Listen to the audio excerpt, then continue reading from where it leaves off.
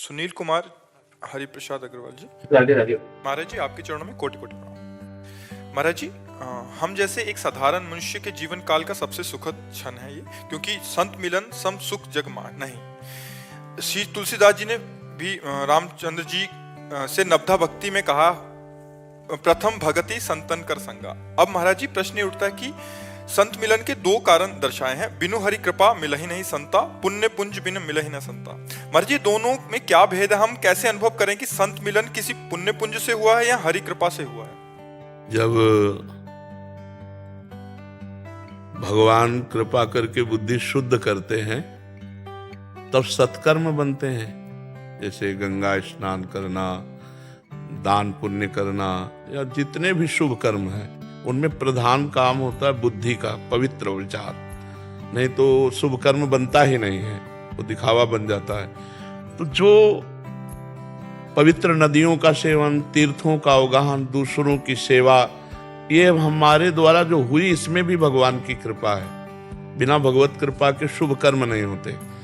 अच्छा, उन शुभ कर्मों का जब बहुत स्टॉक हो जाता है तब भगवान उस पर दृष्टि ये डालते हैं कि ये बहुत पवित्र कर्म करने वाला है, तो अब इसको आगे बढ़ाया जाए। तो भगवान उसको आगे जे ही बढ़ाते तो उसमें शुभ कर्म उसके निमित्त बने। और एक ऐसा होता है कि शुभ कर्म हो रहे हैं पर उसका बल नहीं है, उसको केवल भगवान का भरोसा है। अब ये केवल कृपा पात्र है। जैसे विभीषण जी, शुभ कर्म हो रहे हैं उनसे, भागवतिक साधना हो रही, लेकिन वो करता नहीं है, कर्ता भाव में दिखा रहे हैं। रावण के छोटे भाई और प्रधानमंत्री हैं, कहीं भी भगत की कोई भी झांकी नहीं है कि वो तिलक लगाए हों या वो शरीर में भक्ति का ऐसा धारण ही नहीं कर सकते, लंका है, लेकिन अंदर से वो भगवान के चिंतन में, भरोसा एकमात्र भगवान का। तो जब हनुमान जी के दर्शन होते हैं तब वो कह रहे हैं, अब मोहि भाव भरोसा हनुमंता, बिनु हरि कृपा मिले। और जैसे तपस्या है, साधना है, तीर्थ याटन है, ये सब हुआ, और उसके बल से जब किसी संत का मिलन होता है, जैसे आज हम सत्संग में प्रारंभ में पहले पूज्यपाद श्री प्रबोधानंद जी की चर्चा होती, फिर उड़िया बाबा के वचन, और फिर कथा थोड़ी देर होती। तो कथा में था कि पहले अक्रूर जी को चिंतन हुआ कि मैंने कौन सा ऐसा पूर्व जन्म में तप किया है, दान किया है या शुभ कर्म किया है कि आज मैं भगवान के दर्शन पाऊंगा। फिर कहा, अरे नहीं नहीं, मैं तो विषयी जीव हूं, ये तो मेरे ऊपर भगवान की अहेतुकी कृपा हुई है। दो वहां भी कह रहे हैं कि अपनी तपस्या और शुभ कर्म पुण्य बल का स्मरण आया उनको। फिर कहा, नहीं नहीं, ये तो मैं विषयी जीव, अधम जीव, भला भगवान के दर्शन इनसे कैसे हो सकते? ये तो सिर्फ भगवान की कृपा है। तो हम निर्णय निकालते हैं जब, तो इसमें केवल केवल कृपा नजर आती है, क्योंकि वो जो पुण्य बना जिससे संत मिलेगा, साधारण पुण्य से नहीं, वो पुण्य भी भगवान की ही प्रेरणा से होता है। तो हमें तो केवल कृपा नजर आती है, केवल कृपा। अगर किसी का पुण्य बल प्रकट भी होगा तो उसे स्वर्ग तक ले जा सकता, संतों तक नहीं ले जा सकता। तो हम उसी पुण्य को महान समझते हैं जिसको भगवान ने प्रेरित करके करवा के और भक्ति में लगा दिया, उसे हम पुण्य मानते हैं। लेकिन वो अगर केवल पुण्य का फल देखा जाए तो स्वर्गिक और मर्त्य सुख के सिवा संत समागम नहीं है। पाप और पुण्य दो ही प्रकार के कर्म हैं जो स्वर्गिक सुख और मर्त्य सुख दे सकते हैं, लेकिन उमा संत समागम शम न लाभ कछु आन, ये जब द्रवहि दीन दयालु राघव तो साधु संगति पाई। हमारी तो भावना इस बात में जाती है कि अगर गोसाई जी ने पुण्य शब्द कहा है तो वो पुण्य शब्द वही होगा जिसे भगवान प्रेरित करके करवा रहे हैं। जैसे भगवत भाव से किसी की सेवा बन गई, कोई बीमार पड़ा हुआ है, भगवान द्रवित हो गए कि बड़ा दैन्य भाव से सेवा, अब इसको साधु समागम मिलना चाहिए। कोई न कोई ऐसा क्रिया करवा दे, भगवान वही करवा रहे हैं, क्योंकि हृदय में बैठ कर के वही तो है। भगवान की पीठ से अधर्म उत्पन्न हुआ है और छाती से धर्म उत्पन्न हुआ है, तो दोनों उन्हीं के तो हैं। कठपुतली को जैसे नचाए उमादार जो सिद्ध की नाई, सबई नचावत राम गोसाई। तो राम गोसाई ने ऐसा पुण्य बनवा दिया जिससे साधु समागम हो गया, उसमें राम गोसाई की ही कृपा है, दूसरे की। हमें तो केवल कृपा नजर आ रही। गोस्वामी जी जो पुण्य कह रहे हैं उसी को भी कृपा समझिए, बिना कृपा के नहीं हो सकता। हाँ, ये जरूर है कि जब तक श्रद्धा और विश्वास नहीं होगा, तब तक संत समागम होने पर भी लाभ नहीं मिलेगा। खलऊ करें भली पाई सुसंगु और मिटे न मलिन स्वभाव अभंग। तो जरूरत है श्रद्धा और विश्वास। भगवान से प्रार्थना करें कि हमारे अंदर संतों के प्रति श्रद्धा और विश्वास हो जाए। बिना श्रद्धा, अब आजकल ऐसी सीरियल चले हैं, ऐसी सीरीजें चली हैं, ऐसी फिल्म बनाई जाती कि साधु महात्माओं के पूरी मिटिया मेट। हम ये नहीं कह रहे कि गलत पक्ष नहीं है, दोनों पक्ष हैं। अगर दिन है तो अंधेरा भी है, शुक्ल पक्ष है तो कृष्ण पक्ष है, सही है तो गलत भी है, असली है तो नकली भी है। लेकिन असली को भी तो दिखाओ, संतों के असली स्वरूपों को तो भी दिखाओ। क्या हमारे भारत में असली नहीं रहे क्या? ज्ञानदेव, नामदेव, सोपान देव, एक से एक तुकाराम, एक से एक, पूरे भारत में नजर डालिए, मीरा जी, श्री चैतन्य महाप्रभु, एक से एक महापुरुष कभी नहीं दिखाएंगे। वही मतलब जिनके चरित्र देखकर हमारी बुद्धि भ्रष्ट हो जाए और संतों से अश्रद्धा हो जाए। देखो, समाज का सुधार दो से ही होगा, शास्त्र और संत। शास्त्रों में तुम्हारी पहुंच नहीं है तो संतों के वाक्यों पर श्रद्धा और विश्वास कर लो, मंगल हो जाएगा। पर भगवान की कृपा से ये सब नहीं तो हम कह रहे हैं कि समाज भ्रष्ट होता चला जाएगा। अगर संत वाणी का ब्रेक नहीं लगेगा तो हमारा जीवन नरक की तरफ चला जाएगा। आज कितने भाई ऐसे हैं जो ब्रेक लगा पाए और आगे निकल पाए नाना प्रकार के गलत आचरणों से। तो अगर संतों का संग मिल जाए, श्रद्धा विश्वास हो, बिन विश्वास भगति नहीं ते बिन द्रवहि न राम, राम कृपा बिन सपने जीवन लह विश्राम। विश्वास मेन बात है। हित ध्रुव जो विश्वास है तब ही सुधरे बात, ना तरु माया पंथ में फिरे जो टक्कर खात। अच्छा, एक बार हमने किसी गलत को देख लिया तो वो रंग ऐसा चढ़ता है कि सभी संत ऐसे नजर आने लगते हैं। हाँ, तो ऐसा नहीं है। हम ये नहीं कह रहे कि हम सत्य संग, ऐसा नहीं है। नकली है तो उसका असली है, खोजो। अब ऐसे मिल जाएगा। आप जाओ तो नकली आभूषणों की, जो स्वर्ण आदि की नकली आभूषणों की दुकान है, उसमें भीड़ ज्यादा मिलेगी। और जहां असली हीरे की है ना, वहां पहुंचना जेब की दम वाले की बात है। तो अब हम कह सकते पुण्य पुंज बिन मिले चला। जेब में दम है तो संत मिल जाएंगे। जेब में दम क्या?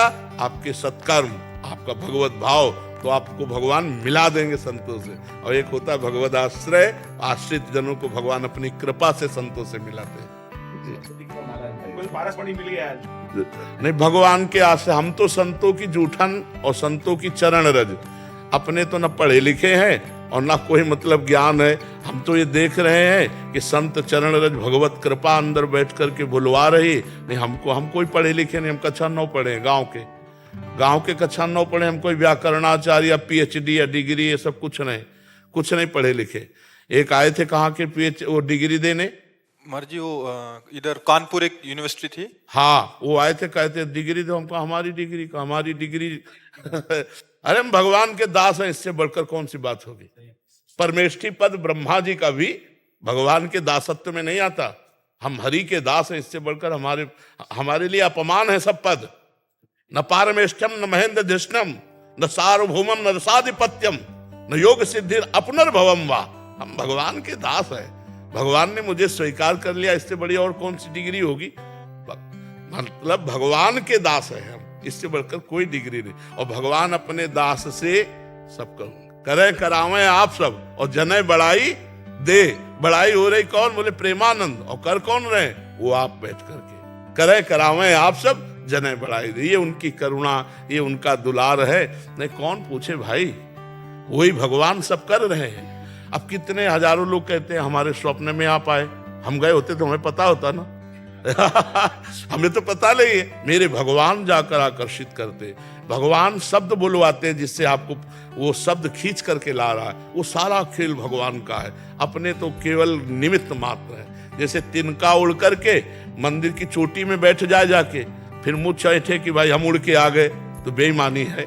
ये वायु की कृपा है जो तिनका मंदिर की चोटी पे बैठा है। ऐसे भगवत कृपा है जो ऐसे को भगवान ऐसा बना दे। वो उन्हीं का खेल है। जो ब्रह्मा को मच्छर बना दे, मच्छर को ब्रह्मा मसकई करें विरंची आज वाजा ही मसकते हील। ऐसे भगवान सर्व सामर्थ्यशाली। ये अनमोल गर्ग जी हरिद्वार से। राधे राधे। राधे राधे महाराज जी। महाराज जी, कीर्ति अकीर्ति सफलता असफलता के चक्र से कैसे बचें? ऐसे बच्चे जोई जोई प्यारो करे सोई मोहि भावे, जब इस पे आ जाओगे तो भावे मोहि जोई सोई सोई करे प्यारे। अगर मेरे प्यारे मुझे अपकीर्ति दिए हैं तो बहुत मंगल विधान है। बिना भोगे हमारे सारे पाप नष्ट हो गए। निंदा से बिना, एक अयोध्या का प्रसंग है, वशिष्ठ जी कुलगुरु थे, तो पूर्व किसी पाप के कारण उनको गलित कुष्ठ था, तो सभा में भी जाने से वो बहुत संकुचित होते। तो वशिष्ठ जी से कहा इससे तो अच्छा है मृत्यु आ जाए। उनका नहीं, मृत्यु तो नहीं आएगी अभी। तो उनका प्रभु कोई औषधि या कुछ ऐसा जिससे गलित कुष्ठ, बोले औषधि भी काम नहीं करेगी, एक काम करेगा, तुम्हारी निंदा अयोध्या में होने लगे तो तुम गलित कुष्ठ से रहित हो जाओगे। उनका प्रभु ऐसा कौन सा आचरण करूं? तो बोले अगर गलत आचरण करोगे तो नष्ट ही नहीं होगा। तो बोले अच्छा आचरण करेंगे तो बड़ाई होगी, निंदा कहां से होगी? तो वशिष्ठ जी ने विचारा, जो पहले राजा थे बड़े भाई, वो पधार चुके थे युद्ध में, उनकी पत्नी थी। बोले 2 घंटे जाकर रामचरित सुनाया करो, 2 घंटे 8 से 10 बजे तक रात्रि में रोज महल जाओ और उनको रामचरित सुनाओ। अब धीरे धीरे जो गेटमैन थे उनसे धीरे धीरे समाज में फैल कि यार बहुत ही नीच राजा है, भाभी तो माँ के समान होती है और ये 2 घंटे रहता है और अकेले जाता है, इसका मतलब कोई पवित्र भाव से थोड़ी जाता होगा, राजा है भाई। अब पूरे नगर में निंदाएं फैलने लगी कि ये जो राजा है तो बहुत अपवित्र आचरण वाला है अपने, और वो राजा के रामचरितमानस सुनाते। सारा गलित कुष्ठ नष्ट होने लगा। अब 1 महीना में उन्होंने कहा गुरुजी अब सहन नहीं होता, इतनी निंदा हो रही है कि सहन नहीं होता है, और ये नाक का गलित कुष्ठ जा नहीं रहा है। तो बोले नाक वाला नहीं जाएगा, अगर हम तुम्हारी निंदा कर दे तो अभी नाक का चला, हम जानते हैं तुम गलत कार्य नहीं किए। फिर पूरी सभा को बुलाया, जब गलित कुष्ठ खत्म हो गया, और उनकी भाभी को बुलाया और कहा ये 2 घंटे क्या करते? तो गुरुजी ये रामचरितमानस सुनाते हैं जाकर। तब पूरी सभा, तो जब पूरे अयोध्या में निंदा फैली तो उनका गलित कुष्ठ चला गया। तो अगर हमारी निंदा हो रही तो हमारा कोई जो शारीरिक दंड होने वाला है वो भगवान निंदा के द्वारा हटा दिए। अच्छा, हमसे जो हार हुई, जैसे हम कहीं हार हो गए, हमारी हार हो जाती है, तो हमें विचार करना है कि हमारे अभ्यास में, हमारी क्रिया में कोई चूक रही है, चाहे हम पढ़ाई में हो, चाहे खेल में हो, चाहे कृषक में हो, चाहे व्यापार में हो। हमें कोई अनुभवी का आश्रय लेकर हमें अभ्यास परायण, अपने अभ्यास में त्रुटि ना हो, प्रमाद ना हो, चाहे पढ़ाई कोई भी हो, तो हम हार नहीं सकते। पक्की बात है। अगर आज हारे हैं तो हम अपनी त्रुटि को, छिद्र को देखें कि कौन सा प्रमाद हुआ जो मैं हार गया, अगली बार जीत जाओगे। अभ्यास योग युक्तेन, अभ्यास योग से युक्त हो जाओ तो कुछ भी कर सकते हो, कुछ भी कर सकते हो। बहुत बड़ा बल अभ्यास में है। तो इसलिए हम ऐसे विवेक के द्वारा, और ये तभी होगा जब भजन होगा। अगर नाम जप नहीं होता तो बातों से नहीं होता। जिस समय हारोगे ना, हमने अच्छे अच्छे को रोते देखा, चाहे वो खिलाड़ी हो चाहे कोई हो, जो हारा ना तो वह आंसू से। और भगवान कह रहे सुख दुखे समय कृत्वा लाभा लाभो जया जयऊ, सुख दुख में, लाभ हानि में, जय पराजय में समान भाव रखो। तो ये भाव तो भजन करने से आएगा और विचार पूर्वक, विचार से चलने से आएगा। और भगवान की सब में कृपा है, हार में भी कृपा है, जीत में भी कृपा है, हानि में भी कृपा है, लाभ में भी कृपा है। पर वो विवेक होना चाहिए जो कृपा देख सके। जैसे एक राजा के मंत्री थे, वो बड़े सत्संगी थे, तो उनका अभ्यास पड़ गया था कि जैसे कुछ भी हो तो कहते भगवान की बड़ी कृपा। तो राजा के साथ शिकार खेलने गए थे, प्रत्यंचा खींची और चूक हो गई तो अंगूठा यहां से कट गया। तो उनका मंत्री, अंगूठा कट गया, तो उनका महाराज भगवान की बड़ी कृपा। बोले मेरा अंगूठा कटा और तू कह रहा भगवान की कृपा, इसको जेल में डाल दो। बोले ये भी भगवान की बड़ी कृपा।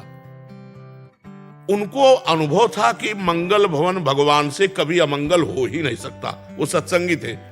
अब वो तो तुरंत आज भी है कि अगर हाथ कट जाए और तुरंत उसको डॉक्टर के पास ले जाया जाए, विज्ञ डॉक्टर हो तो हाथ संचालन कर। और उस समय तो औषधियों का जोर था, अंगूठा कुछ दिन में ठीक हो गया।